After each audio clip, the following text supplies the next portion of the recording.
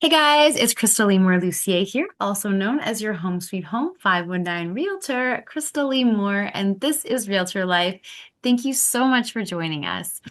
Okay, so we are going to be talking about a few interesting things right now, including some statistics, which are important to know, health, life, and looking ahead. I know, so exciting. Okay, so let's start with the juicy stuff, stats guys. Okay, so there's a lot of statistics kind of rolling around. I know in London, Ontario, we have been sort of holding steady between 630 and 650 as an average price for quite some time. Um, in 2017, the average price in London was like 350. In 2019, it jumped to like 450. In 2020, it was 550. And then things kind of fell off the rails. It went up and up and up. And then kind of settled back down to like a 650. Now, September's numbers, so this is October 2025, September's numbers have come in, and our average price is not 650. It's 615, 615. And it's kind of a stark difference. We're seeing, I think the average, what I looked at with stats is that for every like 1,100 listings, there are 350 buyers. Okay, so it's a bit of a slower market. We were kind of hit a little bit later than some of our other counterparts. Like I know Toronto's been really slow for quite some time. Guelph has been slow. Woodstock. I think Kitchener is slow now. I think they were a little bit like us in that there was still things going on.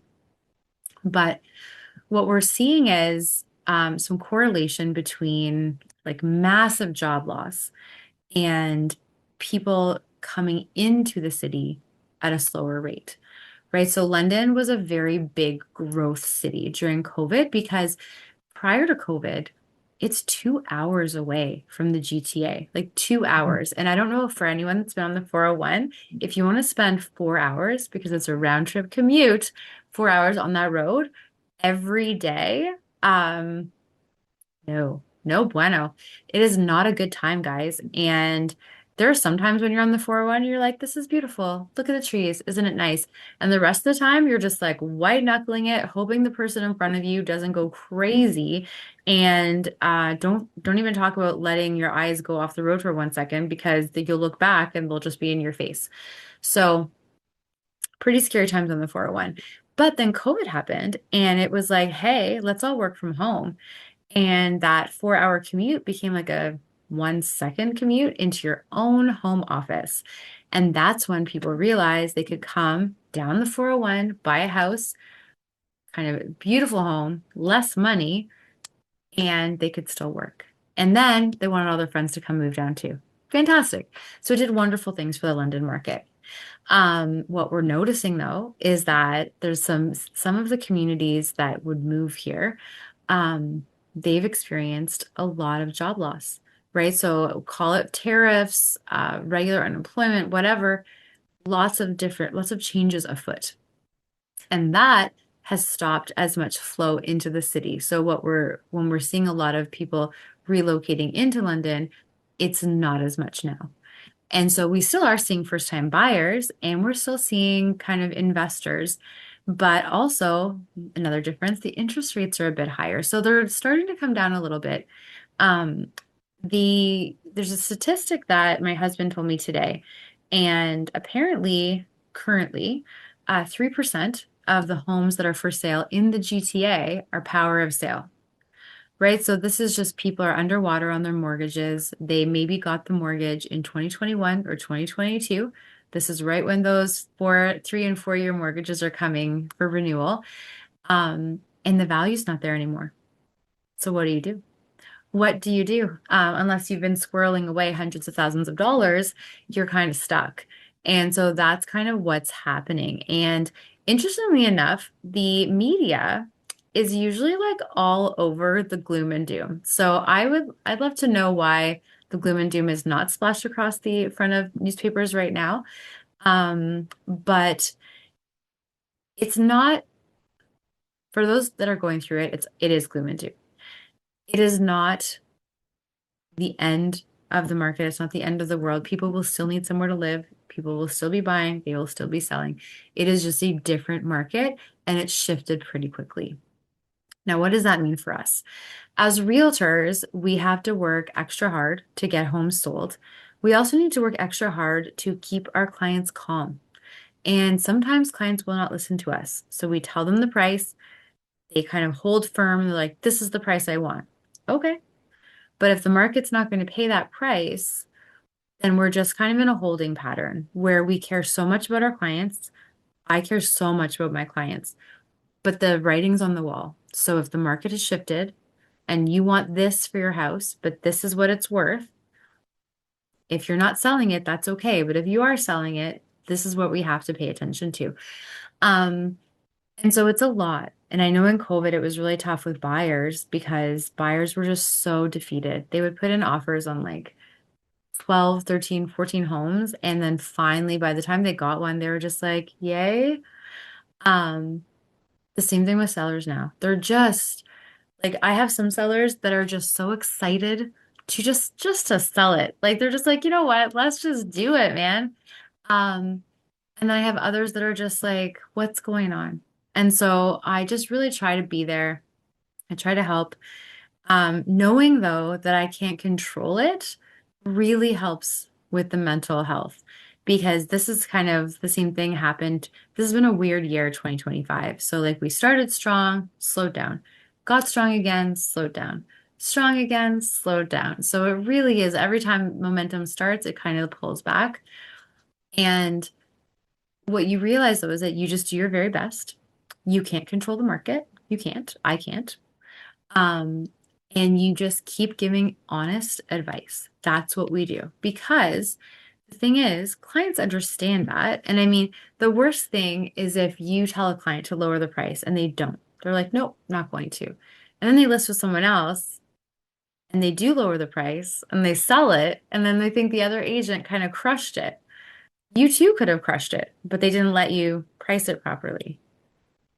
So that's where you have to be a really strong negotiator with your client, which is hard because you know like kind of where they started or if there's some emotional attachment with the house, but you still have to do it. Like that's why they're hiring you, right? So it comes down to just really trying to have those real talks and knowing that as much as it sucks, it doesn't mean that you want less for your house. It just means that the market is going to offer you less for your house right now. I don't think prices are going to go up much in the spring. I do think it'll be busier. I think more houses will sell, but I don't think the prices are going to come up again. So, at least not for a while. And so it's important as you're planning to realize that, right? So don't go crazy. Don't go like adding all this stuff. A lot of realtors kind of built this lifestyle in COVID, especially new realtors who all of a sudden thought like, I'm amazing, guys. Like I am selling house, house, house. Yeah, get me the Audi, get me this, get me that. Then what happens when you're not selling anymore, right? There was a Toronto stat that my colleague just told us from Richard Robbins, and it was like there's a pretty big percentage of agents in the GTA that haven't sold any homes or like less than one house, one or zero, and then another really big number that have only sold two, like one or two homes in the whole year, right? So he kind of made a joke. He's like, in order to be a real estate agent, you have to sell real estate. If you're not selling real estate, what are you? Right? Like, what are you doing? And I think it's tough for like a lot of different industries right now. I know our kids are trying to get jobs. Our daughter just got one finally, and our son's trying to get one. And it is hard. I mean, I think that's the age-old thing. I know it's hard for me to get my first job. I ended up getting my first job at Shoppers Drug Mart. Love. Because no, so first of all, no one would hire me. I had no experience. And I would try and try and try. And then it was my co-op at school. So I had to interview for my co-op. I got the job. It was me against me and two other girls at the time. Um, it's the Heart and Stroke Foundation of Canada, and my boss ended up being a gentleman named Wes Clark. And it was amazing. It was such a great opportunity. I ended up getting an A plus. I got an extra credit, so 3 credits.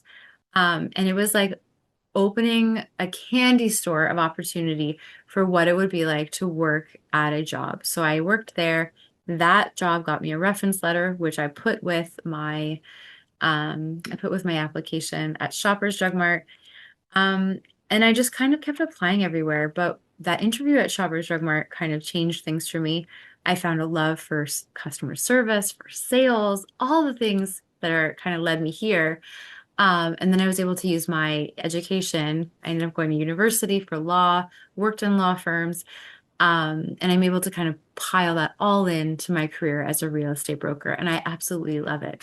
But that took a lot of steps. And that was in a time when I think it might have been, I don't want to say easier to get a job, but it was more ingrained in us to work hard, to find the job, to really like represent all of these things. And I'm so happy when I see amazing workers kind of with that same ethic that I have. Like everyone on my team is like that too, and I love it. Um, so when we're talking about kind of people having a tough time selling their house, keeping their jobs, all of these things, um, we just have to remember that, so number one, this too shall pass, right? This is the best time. If you ever wanted to start budgeting or start learning about money management, there's a really, really great course on MindValley called Quadrafit. So Quadrafit's kind of cool. It just helps you. It's not different. So I did this really cool course with Christians Against Poverty. I helped lead it. And it came with like a spreadsheet and a whole thing. Like your goal is to just revisit that need to be number one, free from consumer debt. That's a big deal. But also like to cut out a lot of things you don't need and stop spending money you don't have. Right. I think anyone that knows me knows I have three things I will spend any amount on, and everything else is kind of open for budgeting. So, number one is giving. Okay, so I'm very generous. I think we are given so that we can share. So whether it's the Royal LePage Shelter Foundation, which I give from every deal I sell, but also additionally. But then I donate to international teams, Child Can, Youth Opportunities Unlimited, Big Brothers Big Sisters. So really like anywhere, my church, anywhere I feel like I can help, I try to help. That's number one, the generosity. Number two is travel. So travel is very important to me. I think we have one life. I want to see the whole world, and I'm not going to take a whole year to do it. So that's very, very important. My husband and I love traveling. We love our home, but we love traveling. It's like a huge passion. And then number three is learning. So I think filling your head with education and experiences and just different critical thinking. I love reading books. I love taking courses. I got my MBA. Like I just am addicted to learning. And so those three things are kind of unlimited budget. If I don't have the money, I will figure it out. But everything else we can budget, we can figure out, right? And I'm not on a pedestal. I have spent way too much on Amazon because I love Shoppers Drug Mart so much. I don't ever want to look at my lifetime spend at Shoppers. I probably could get another MBA. Like it's just too much. But at the same time, that's not money that you need to be spending right now, right? Um, what they say in that Quadrafit course though is don't do what a lot of people do when you start budgeting. And that's you're like, I'm not going to spend any money at all, zero money. And then like if you think about that, so like if we all did that, so the economy is just going to like collapse. Um, and you're going to need things. So why don't you just set aside money that you can spend? So in Quadrafit, the guy that ran it, he says you take, I'm going to get this. Oh, yes, you take 10% of your money, put it into an account for spending. And then you take, I could get that wrong, 20% of your money for spending. Either way, you take a percentage for spending, then you take 10% for saving, and then you take 15% for investing. These numbers are all wrong, guys. Go do the course. Either way, basically what you're doing is you're saying, this is my spending money. Okay, so this is what I can spend. Get that discipline back in because your credit card limit is not your budget. The saving. So save for something. Like don't touch it. Put it in there. Years ago, I had a colleague, not even a colleague, she was a friend. And she told me how she saved for a house. So she was a waitress. And she would take all of her tips and put them into a savings account that she couldn't touch. But she would also clear the excess from her account. So let's say she had like $1,226 in her checking account. She'd take $26, put it into the savings. So it was always an even number. And she'd do that with all her accounts. And it just kind of started adding up. And she was able to buy a house. Like it's a huge deal. And so that one's a big deal. But if you're struggling with money, I think realtors right now in general just need to remember do the activities. I know it sucks to not have right now business. Okay, I get it. I understand. Um, like I had a really busy May and June, and then I had closings in July, but I didn't have any closings in August. I had no closings in September.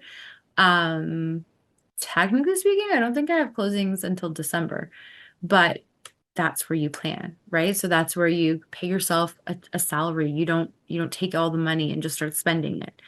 Because if that's how I did it, I'd be in trouble right now, right? So it's just you just keep doing the activities. You keep calling, you keep sending notes, you keep doing pop buys, you keep reaching out to your clients, you keep showing them that you care. Don't be a secret agent, right? Don't be the person that has your sign on their lawn but is afraid to pick up the phone, right? Like we're all in this together. Everyone's going through the same thing. We just keep working hard together, right? That's the key. Health wise, watch your health, guys. So, depending on what stage in life you're at, I know there's a realtor, she's actually in surgery today, and I'm really hoping she's doing okay. I had some health issues. Um, like one of our teammates is pregnant, and she is just like just started a new family with her husband, which is exciting. But these are all things that happen. Like it's health, it's life, it's all these things, and you have to plan for them, right? So you have to know that waiting for the phone to ring is not going to do it, but learn to delegate. If you're in a team, make sure that your team, you support them, they support you. Know that in any market, things sell, right? So make sure your mental health is okay. Like it's a stressful time. Like if you're struggling to keep the lights on, it's pretty hard to help someone else having the same problem, but you just need a plan. There's always a way forward. Um, and I don't think it comes down to like giving up real estate. I think what it really comes down to is stay the course. If you are supposed to do this career, and this is the talk I had with myself years ago, when I was like, I was in a new city, I was in Guelph, I wasn't selling any houses, and I'm like, what am I doing? And I finally said, you know what? I'm going to give it a year. If after a year of giving it my all, like giving it everything I've got, then like if I do that and I'm not successful, then this career is not for me and I'm going to do something else. Luckily, it worked out. I put myself into that and it really, really worked out. And I love what I do. Um, but give yourself a chance. Do the activities, do the things, and know that like there's going to be times that are tough, but there's always ways around it, right? So if you find that you're not, let's say you're not selling houses right now, maybe you can start helping with rentals. Seriously. Um, and if it really comes down to it, you can sell stuff. You can house hack. There's like you can talk to your bank and see like maybe there's some sort of like a refinance you could do. There's a lot of different things you can do, but keep going. Don't give up because this it is a bit of a bump in the road, but things are still selling. People are still listing, things are still selling, and you can have a piece of that, right? So like there's people that need to buy, help them buy. There's people that need to sell, help them sell, right? There's enough to go around for the people that are hungry for it. And this will pass. And then later on, when we're in an up market again, you will remember this, right? The skills you're learning now are invaluable. You learn in a down market. And I mean, again, even though like I said, like prices are down, they're still higher than they were before COVID, right? So like perspective is everything, and that's really important.